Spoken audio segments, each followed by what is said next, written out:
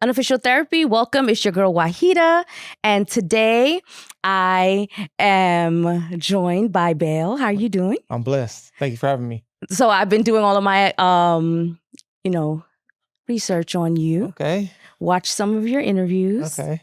And you have a really interesting story. I do. Right? I do. Very interesting background. I do. So before we get into it, let's talk a little bit about how you're feeling today. I'm feeling good. I mean, like I said, I just caught a fade. I was recording right now. I got all my people in here that I care about. That mean Your a lot to team? me here, my team here.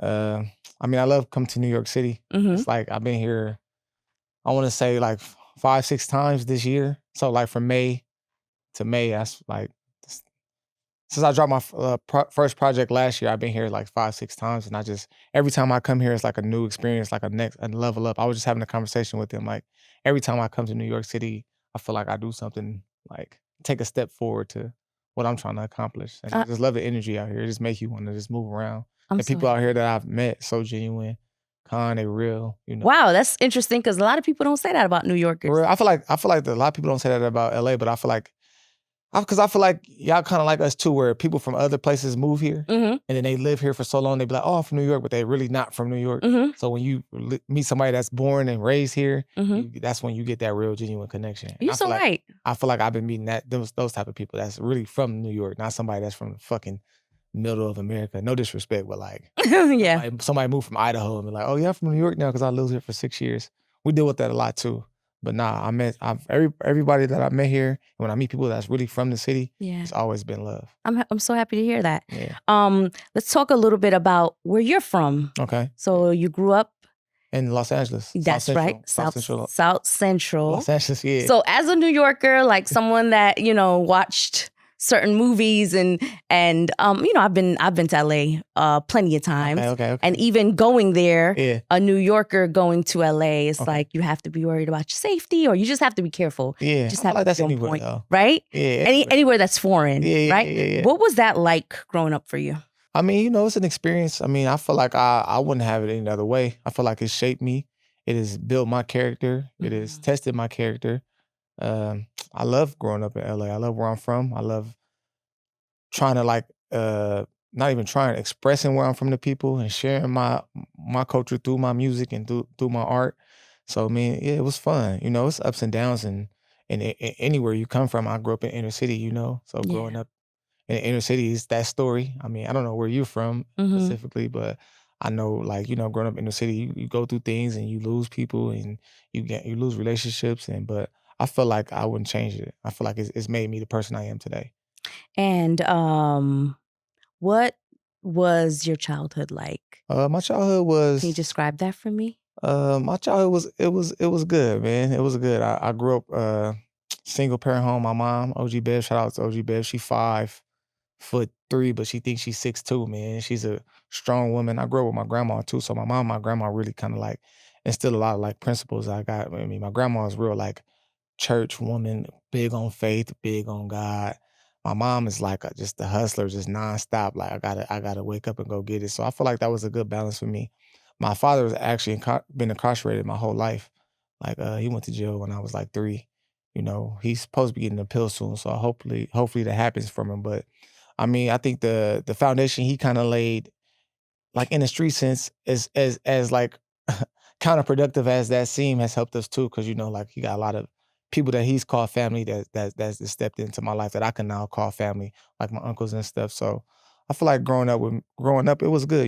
I mean, my mom always did her best to take care of us. I love her. That, like I said, my grandma's always instilled like faith in us. So, I feel like I've always had the best of both worlds. Yeah. Out of everything. How do you maintain a relationship with your father while he's incarcerated? I mean, it's hard, but I feel like he does it. He does his best as the best he could. I feel like the way he grew up, gang banging in the 80s, it's like in the 90s, is like, I feel like he didn't really have nobody to show him the way. Yeah. So he just did the best he could. And, I think he did the things that he had to do because he felt like he had to do those things, if that makes sense. Yes. But I feel like it's cool, man. He called whenever he can. We trying to get him to get out of his own way sometime, which is crazy because he's a is a 50-year-old man, and But he's still learning, he's still growing, Yeah, right? but I mean, Every but I day. feel like for the circumstances that he in and the things that he's been through, I mean, I could say that, he's always been there, like, and as much as he could, not there physically, but just, the fact that he calls and he cares enough to call, and I don't blame him. I don't be like, I don't walk around with a chip on my shoulder like, "Man, you should have been there. You could have been here." Yeah. I just grow from it. I see the he talk about I won't say mistakes, but the things he could have done better Yeah. for us, because I don't really truly think they're mistakes. They're those things that I feel like that he probably really couldn't truly avoid, Yeah. I'm sorry if I'm getting too deep. No, I love that. Yeah. I love that. Because I work in I did a lot of work in like prison reform Okay, yeah. and also like bail reform. Yeah. And so I kind of understand Yeah. some of the things that you're talking about. Yeah.